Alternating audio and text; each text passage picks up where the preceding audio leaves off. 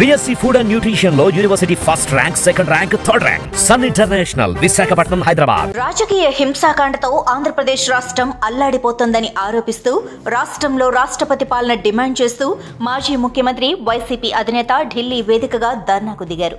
తనకున్న 11 మంది ఎమ్మెల్యేలు, కొందరు ఎమ్మెల్సీలు, 4 ఎంపీలు, పార్టీ రాజ్యసభ సభ్యులతో హస్తిన వేదికగా ఆయన చేసిన ధర్నా ఒక విధంగా సెల్ఫ్ గోలేనంటున్నారు పరిశీలకులు.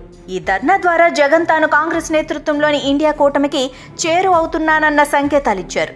ఎందుకు అంటే ఈ ధర్నాకు కాంగ్రెస్ ఎంపీలు ఎవ్వరూ హాజరు కాలేదు. కానీ ఇండియా కూటమి భాగస్వామ్య పక్షాలైన సమాజ్వాదీ పార్టీ, అన్నా డీఎంకే, శివసేన 2 గ్రూపులు, IUML పార్టీలకు చెందిన సభ్యులు హాజరయ్యారు. అయితే అలా హాజరైన వారిలో అఖిలేష్ యాదవ్ను మినహాయిస్తే మిగిలిన ఎవరూ పెద్దగా గుర్తింపు ఉన్నవారు కాదు.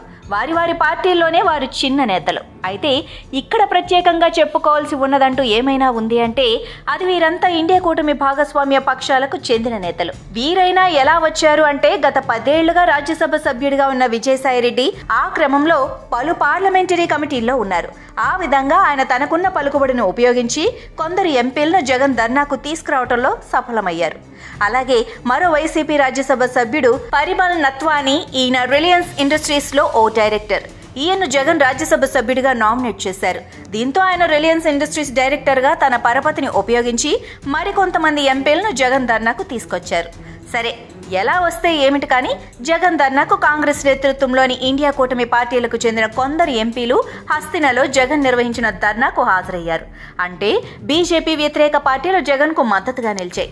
దీని ద్వారా జగన్ కేంద్రంలో బీజేపీ నాయకత్వంలోని ఎన్డీఏ ప్రభుత్వానికి, తాను కాంగ్రెస్ కు, ఆ పార్టీ నాయకత్వంలోని ఇండియా కూటమికి చేరువవుతున్నానన్న స్పష్టమైన సంకేతాలు ఇచ్చారు.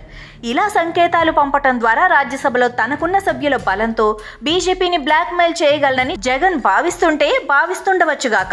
కానీ జగన్ పార్టీని చేల్చటం అన్నది చిటికెలో పనని ఆ పార్టీ ఎంపీలు, ఎమ్మెల్యేలే సంకేతాలిస్తున్నారు. ఇప్పటికే పలువురు వైసీపీ రాజ్యసభ సభ్యులు తెలుగుదేశం, జనసేన, బీజేపీతో టచ్లోకి వెళ్లినట్లు రాజకీయ వర్గాల్లో చర్చ జరుగుతోంది. అదే జరిగితే ఇంతకాలం ఏ బీజేపీ అండతో అయితే జగన్ తనపై ఉన్న అక్రమాస్తుల కేసుల విచారణను జాప్యం చేసుకోగలిగారో అదే బీజేపీ ఆ కేసుల విచారణకు వేగవంతం చేసి జగన్ను బిక్కిరి చేయటం ఖాయమని అంటున్నారు. మొత్తం మీద ఇండియా కూటమి భాగస్వామ్య పక్షాల మద్దతుతో హస్తినలో ధర్నాకు దిగిన జగన్ సెల్ఫ్ గోల్ చేసుకున్నారని పరిశీలకులు విశ్లేషిస్తున్నారు.